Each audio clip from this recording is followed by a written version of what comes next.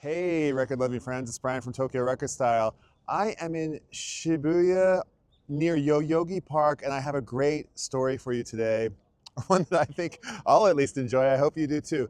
I am outside of the 1964 Olympic Gymnasium Stadium, I think they might call this one, by the famous Japanese architect Tange-san.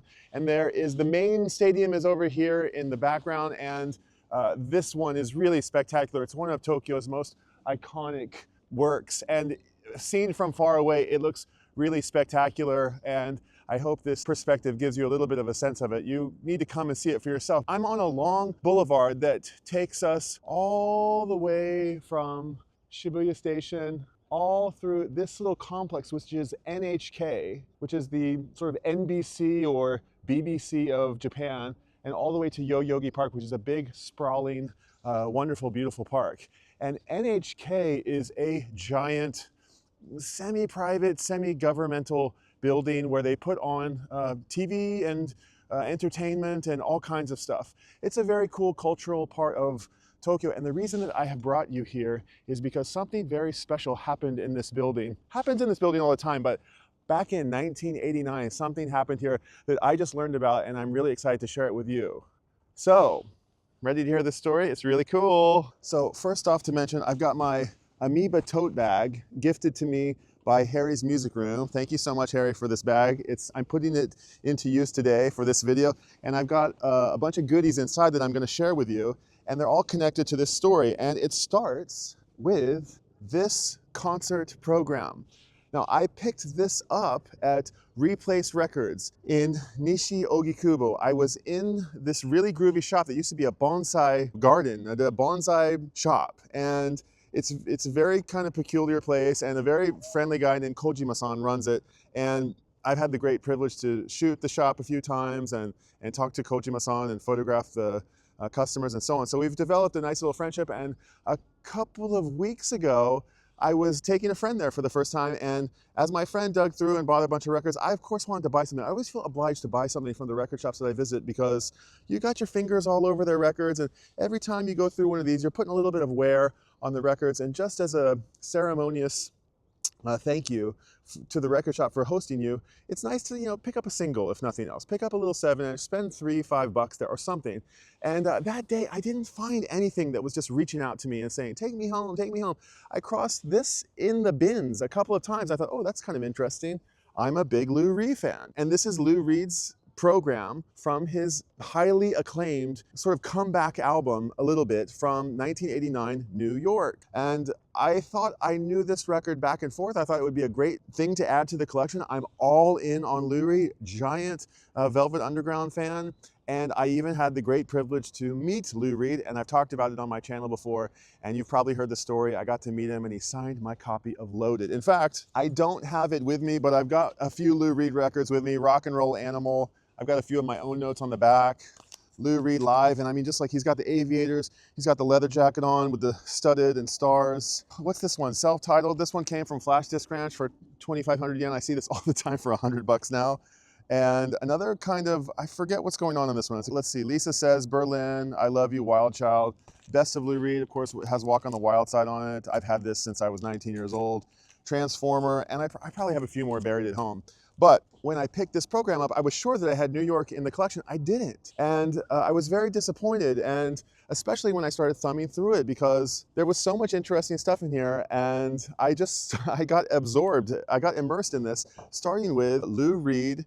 And these are the dates that he played, I think, in 1990, 1988. Okay, this was printed. I'm not sure if it was 88, 89, or 90. I think the record came out in 88 or 89. But he's playing here on July 25th, Kawasaki Hall or something. Then on the 27th, he's playing NHK Hall right here. And then he goes to Osaka, I think, for a couple of days. And then he comes back here and plays 2 more dates back at NHK Hall. If you look up way up there on the top, you'll see NHK Hall.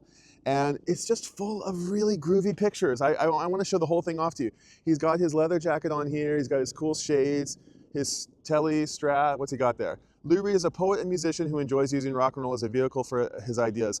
And this is basically like any concert that you might go to that's of note will have a program like this that people always buy. It's like if you go to the Performing Arts Center and see a ballet or a Broadway play, you might be able to get a program that has all the actors and things like this. At concerts, I don't know if those are really so available, but in Japan, they're definitely available. And it's a nice, hardy build. I think this was like 600 yen. And here in the first picture, Lou Reed is wearing a Harley Davidson t-shirt. And I'm like, oh, that's pretty cool. And he's looking great with some interesting acoustic electric guitar. The story of Lou Reed is all written in Japanese. I can't really read this that well, but I'm thinking to myself, why is that making a connection with me? I'm a motorcycle guy, right?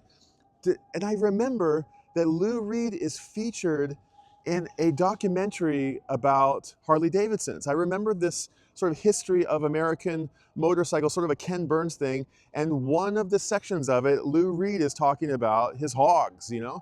And I have maybe some images of Lou Reed on some record covers where he's riding a Harley. So I thought, oh, that's kind of cool. You know, it's not something that you would think a rock and roll player would do, endorse a company, but Harley Davidson, maybe you make an exception. Here he is in the studio with Michael Rathke on guitar. The band that was put together for this seminal work was Michael Rathke on guitar, and we'll go get to the other members here in a bit. But I think it was his brother-in-law. Don't quote me on it, but I think they were like, they found themselves unlikely friends at an event or maybe a wedding or something, and they got to talking, and they ended up at the studio by the end of the night, and they loved the way that each other played, and so they ended up starting to work together. Okay, so it looks like they're having fun here in the studio. Okay, I see back here in the background is Rob Wasserman on bass. I know Rob Wasserman from Jerry Garcia Band. He was famous for playing in the Jerry Band with Merle and Jerry and those boys, and he's playing an electric bass. He's playing an electric stand-up bass, which is really cool, and he gets a really funky tone out of it. And I turn to the next page and I see this really cool composite of Lou. There's like 5 Lou's overlaid on each other, and I thought, oh, that's pretty cool. And I go back to look at the front of the cover, and I'm looking and I'm thinking, oh, I've never really taken a very good look at this cover. It's actually really groovy, and they're all Lou Reed. I don't know why, it just never dawned on me before, but it's a composite of 1, 2, 3, 4, 5 different Lou Reeds. And I think to myself, I feel like I know this photo somewhere. I feel like I've seen it before. And it says over here, New York. He's got a leather trench coat on here. He's got leather jackets on here, a fedora. He's got the, like, you know, the sailor's cap on here with the leather studded thing, you know, that's on the back of one of those records, you know, the sort of leather gay bar kind of, you know, stretching the limits of fashion. And here he is in the sleeveless shirts and the leather pants, right? Just looking very the part of Lou Reed. I keep scrolling along. Here he is with his road cases, Lou Reed. How cool would it be to see these, you know, like to be working backstage, a roadie, and the Lou Reed cases coming in and out. He's got another cool, I'm not sure, another telly maybe, a different leather jacket. He's got like 5 different leather jackets on in this thing. He's wearing his own t-shirt, and this time in clear, not sure, the Guitar Man, just always looking cool. Something that I love about Lou Reed is that he's not particularly handsome, you know, but he's kind of good looking, and he's not particularly fashionable, but he is, and he's not particularly nice, but he is actually, you know. There's something about him that's just very everyman, and, you know, he's just got that, he's soft on the inside, you know, he's dimensional. He's got a lot of dimensions to him. And this is one of the reasons I really love Lou Reed. Okay, so we go on and we got some pictures from the shows. There were some live shows that are out there on YouTube. I highly recommend you watch. These might be from the Montreal performance. There was maybe on HBO or somewhere you could see a live performance of Lou Reed, and it's out there on YouTube. I highly recommend watching it. It's the whole show, and he went around touring this album from beginning to end, and what he did was he played 2 sets, and one set he played the album beginning to end, and on the second set he came out and played like older Lou Reed and Velvet tunes. So now I look at this picture and I'm just like, dang, this was totally worth the price of 600 yen. Another really cool multiple exposure overlaid here with 1, 2, 3, 4, 5, 6, 7, 8, 9 Lou Reeds, just looking awesome, looking so freaking cool. He's got his own Lou Reed shirt on. He keeps himself in shape. He's at the gym. He must be. And then I keep going along. More from the concert, possibly the Montreal one, maybe from different ones. Then there's an awesome one of here looking young from earlier days. And I have a photo just like this from the time that I met Lou Reed. The concert that I went to was at the Boulder Theater. I told it before, but I waited outside. I couldn't even get into the show. I didn't have a ticket. And I just got miracled into the show. Somebody came out and said, "What are you doing sitting on the stoops of this venue?" I said, "I can hear the show when the people open the doors." They're like, "You don't have a ticket?" I'm like, "No." And they stubbed me in. I got a legit ticket, but I got to go in, and I got from the balcony. It's a legendary story. You got to go find it. I've told it on my YouTube channel, but they came out, and in the only time in all of the times I've seen music, he came out and did a second encore. He went off, the house lights came on, the audience refused to leave. Half of them did, a small portion of them stayed, and they turned the house lights back off, and he came out and played another set. And by the time that that happened, I was down in the front row, and I took a photo just like this, and he was playing a sparkly Strat. And the picture it's black and white, and the guitar is sparkling in my photo. It's really cool. So I keep going along in the program. I see all the albums, you know, the ones that changed our lives maybe. Velvet Underground and Nico with Andy Warhol, White Light, White Heat, the Velvet Underground, Loaded, my all-time favorite, Live at Max's Kansas City, more live stuff and compilations. Lou Reed's solo stuff, you know, his latest here at the time, his work with John Cale. I don't know, you know, these middle era Lou Reed records. I got to get some of them. I don't really know them that well, but I would really like to get them. And I'm just like, wow, this was well worth 600 yen, you know. And then here's our heroes, Michael Rathke, also on guitar, who, man, this band is like really solid. They're really great band. It has the potential to become my new all-time favorite album. It really does. Rob Wasserman on the electric stand-up bass here, who mentioned, you know, played with Jerry. And where's our drummer? Okay, the drummer who's the live drummer on the show, I'll find out his name. I can't recall what it is. But for some of the tracks, I think maybe for the album tracks, it's Maureen Tucker, Mo Tucker of the Velvet Underground. Look how lovely Maureen Tucker looks. She kind of looks a little bit like my mom. My mom had the same kind of like chapters of fashion and looks. But Maureen Tucker, AKA Mo Tucker. And then here we go, Lou Reed, the final picture, I think here, there's one more after that. And I look at Lou just looking supremely cool. I take a closer look, and I notice this leather jacket has got some interesting stitching on it. It's got a little double thing that comes off of it. It's got a zipper on this. Oh my God, it's got the belt on the, it's the exact same leather jacket as my leather jacket. I could not believe it. And I thought, oh my God, what are the odds? I thought, right, this jacket is a Harley jacket, isn't it? Harley Davidson, there it is, dun, dun, dun, dun. This probably came out around that time. And I went and looked it up. Lou Reed leather jacket. Lou Reed's got about 1,000 leather jackets all across the internet, but I'll be damned. There's absolutely no mistaking. I've seen it in a handful of other photos. This is the exact jacket that I bought when I was about 20 years old at Buffalo Exchange. Shout out to Eliza and Ananda, the part of the crew, the Unity game crew, who we all danced and partied with a lot. I bought this forever ago. This is my beloved motorcycle jacket that I'm like not opposed to wearing this thing. It's like I don't have a Harley, I admit, but I do have a bike, and it deserves this kind of like interesting, not quite you know, American style leather jacket. It's got this sort of offset zipper, asymmetrical, and it's got the, you know, the shoulder pads on it. It's kind of Euro style, right? I probably ought to lose about 10 kilos to like have it fit the way that it's properly supposed to fit. But it's like, it's really worn in. And man, this is my pride and joy. You know, I love this jacket. It's got the, you know, it's got the cool zippers on the side and the thing here. It's got the diagonal zipper, right? It's kind of like, it's just badass. I fucking love this leather jacket, you know? And the fact that Lou Reed and I have the same leather jacket is crazy cool. I was so excited about that. And I could not believe it.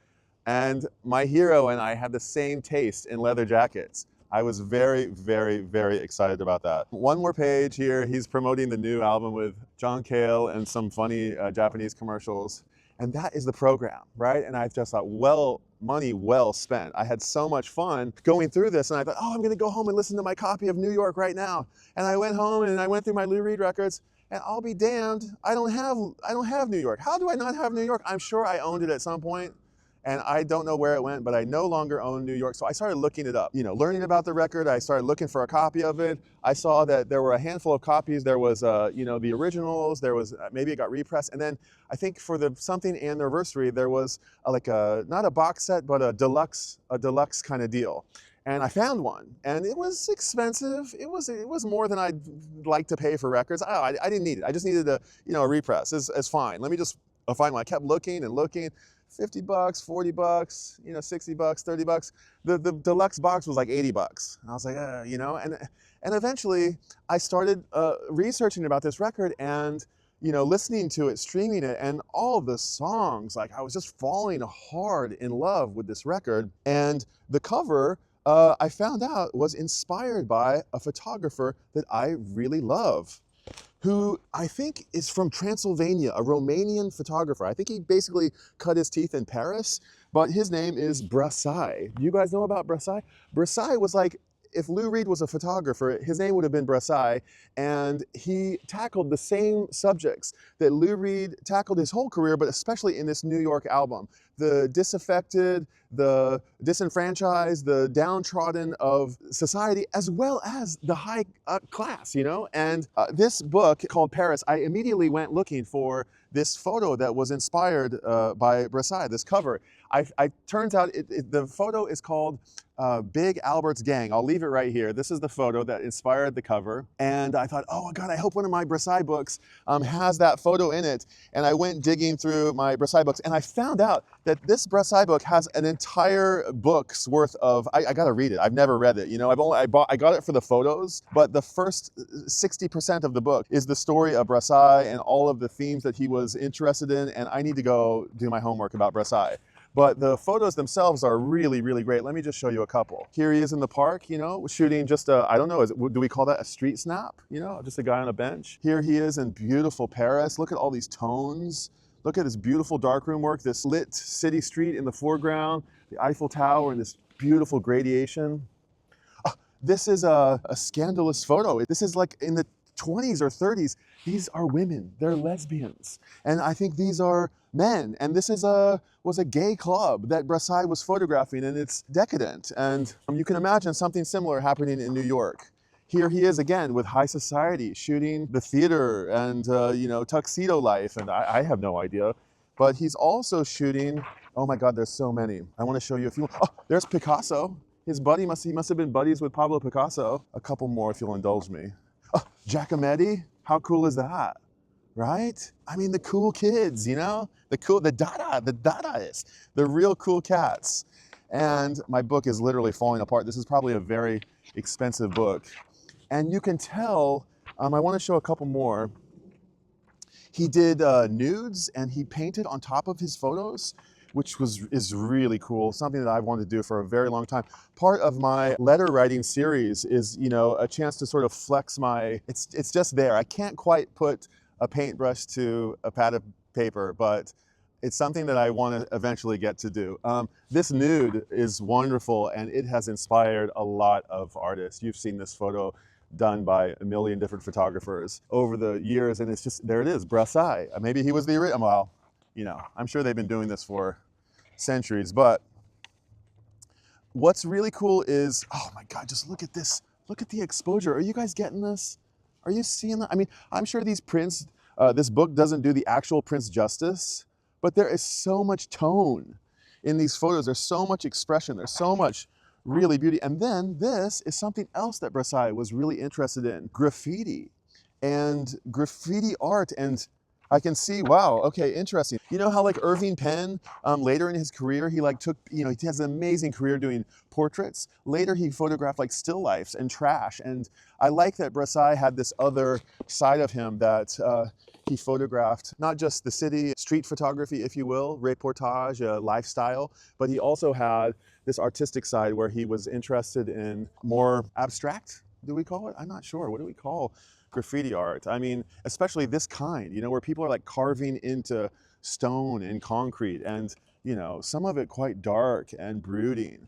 And anyway, Brassai it was great to revisit Brassai. I hadn't thought about this book in quite a long time. I just love the fact that Lou was inspired and he brought this into this album that he made. Now, finally, After looking around for a couple of weeks for a generic copy of Lou Reed New York, I just finally decided to spring for the deluxe box set. I don't have too many of these. I have a 10 or less. I'm very, very happy and proud to have this very big box set, and it's so good. I want to recommend to you. I want you to go find this. It's been redone. I'm not going to be able to speak about it like in super depth. I've only had it for a couple of weeks. The cost performance on this is very high, and it starts with 2 discs. They put it on 2 discs, or maybe it's even 3. I forget. I think it's 2, but it starts out with another composite multiple exposure of 1, 2, 3, 4, 5, 6 Lou Reeds, and he's wearing the fucking leather jacket again. That's the same one I'm wearing right now. And he's sitting here playing his guitar, and it just looks awesome. Looks so cool. So there's a record on this side, there's a record here in the middle, and then there's 4 CDs. Another one, he's wearing it here again in this image in some sort of church arch. Angel, Orenzans, this has got to be somewhere in France maybe, and probably not America. But then it also comes, in addition to the album, the remastered album, it comes with a copy of the album on CD.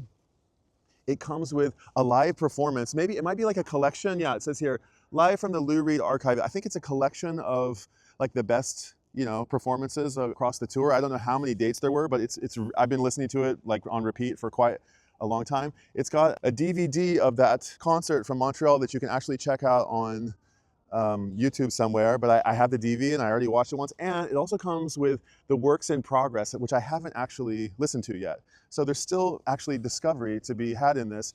It's got, 2 LPs, CD1, CD2, CD3, and CD4. And Rhino did this, and and it also has a book in it that's really nice. Thank you for letting me share this. I'm so happy to be able to get to share this. The book is really cool too. So the insert, the booklet kind of insert, sort of magazine style, it has, I think probably a lot of the stuff that the Japanese program has, but this is all in English. It's got some contact sheets here of Lou, with his 90s mullet. You take the red ink pen and you star the ones that you like. You basically, you know how contacts work? It's kind of fun. You basically take all the negatives and you do a contact sheet. You put all the negatives on a photographic piece of paper that's sensitive to light. You blast that with light, and then you get a print. You get a size, exactly this size, basically. And you look at it and then you say, we like these 2. We like this one with the star. And then you take this negative and you do like a print with it. And the reason it's called contact print is because the negatives are contacting the photographic paper. Warren Abbott is the photographer, and his contact process looks really cool because he gets his own name and his own logo on his contact prints. It's a little professional darkroom stuff. Here they are again with their road cases, and there's the drummer, and he rips, he shreds, he's really, really good. Rob Wasserman, you can see, is sitting down on the road case, and the drummer is standing up on, here's the drummer, I'll find out his name. Really good. Forgive me for not knowing his name, but he looks like Rob Wasserman is about twice his size. It says, New York was a turning point. Stories he had to tell, arguments that could not wait, linked up like chapters in a book or scenes into a film to be heard in a single sitting. Okay, I'm gonna talk about the song list here in just a second. Look at this. There he is again, wearing the same leather jacket. Isn't it cool? I just think it's so cool. I'm so chuffed, it's so fun. So this liner notes introduction written by David Frick, you guys will know him, I don't know, maybe some rock journalist. All the songs and all the lyrics. Okay, Romeo, I won't be able to do this justice, but Romeo Had Juliet, a song about 2 lovers that have nothing and they're just sort of a Jack and Diane sort of story. They're caught between she's from this side of the tracks and he's from there, and they're it's a Manhattan version of Romeo and Juliet. Halloween Parade, the Halloween Parade. This is like a punk, it's like a Neil Young record. It's like Neil Young meets Tom Waits meets Lou Reed. It's so good. If you haven't heard it, I'm sure you have, but if you haven't, you gotta go listen to this. I say that it's got some like rockin' in the free world. It's got some just like bangers on it. It also has some like catchy ones. It's got earworms that you want to sing along to.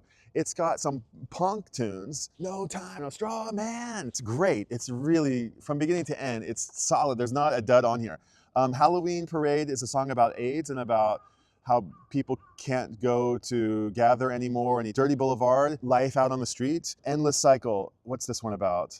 I think this one is like the jazz number. Da, da. They got Rob on boom, boom, boom, boom, boom, and he's singing it like it's like a swinging thing, and he's da, da, da, da, da, da, da, da, da, da, da, da. It's kind of like a New York thing. There's no time is a call for, there's no time for celebration. There's no time to shake hands. There's no time. The earth needs help. We all need help. The society needs to, we need to get this shit back on course. There's no time. He talks about the ozone layer. He talks about pollution and oil companies, and he talks about, it's political. He talks about, you know, corruption and scandals. It's a statement. It's a very big statement. And there's no time to, we got to fix this. We got to get to it now. It's got an environmental and societal justice sort of angle to it. The Last Great American Whale. This is possibly the best song on the album. The Last Great American Whale is about the last great American whale. It's this notion that there's only one whale left. It's the last greatest one, and it's legendary, and it didn't have any enemies, and it was so big, it was like a mile from head to toe. Its tail could, you know, break a canyon. That's how we got the Grand Canyon. And there was a Native American chief who got in trouble with the law, and he didn't deserve to be incarcerated, and the tribe got together and they wanted to break him out of the jail, and they called for rain, and the whale came and smashed his tail in the water, and it caused a huge tsunami, and it broke the jail, and the chief escaped. And then some local yokel yahoo who was a member of the NRA had a bazooka-sized harpoon gun in his house, and he killed the last great American whale. And Americans, why don't you appreciate beauty and nature more? You'll shit in the river. Spitting in the wind comes twice as hard back at you. Don't you know this, he says? Really great tune. And it reminds me a little bit of home, because the Port of Catoosa has, there's a Route 66 trap, the largest whale on Route 66, and you can go see this, maybe it's called The Last Great American Whale. The beginning of a great adventure. It's got a little Tom Waits thing, really fun one. Busload of faith. You need a busload of faith to be able to survive in this world. Sick of You is like, oh, what's that Dylan tune? You got a lot of nerve to say you're my friend. It's like, what's that one called? You know the one. Anyway, this is like a big sort of FU song, but it doesn't sound like it, but it is. It's called Sick of You. Then he's got this like song called Hold On. He says on the live shows, like, if I'm bringing you down, like, let me get you to hold on to what little we have left, and what we can do, and what we can save, and power to the people, and hold on, and hold strong. It's a really powerful tune. Then he talks about Good Evening, Mr. Waldheim. That's something to do with politics, and something to do with about Jesse Jackson's speech at the convention. And he talks about have a whole litter of kids and make them all awesome and make them all troublemakers. And, you know, I'm not telling you to not have kids. I'm telling you to go out there and and anyway, Lou's just like, he's going off. Then he's got Christmas in February, which is a song about Vietnam vets and how they're forgotten, kind of a Captain Dan sort of story, a sort of Born on the 4th of July story. And then Straw Man, Straw Man, Straw Man. He talks about science. He's talking about straw man arguments. And then Dime Store Mystery, Last Temptation, the end of a Dime Store Mystery. I mean, from beginning to end, it's so good. It's so good. I love Loaded, you know, I love Loaded. I know that,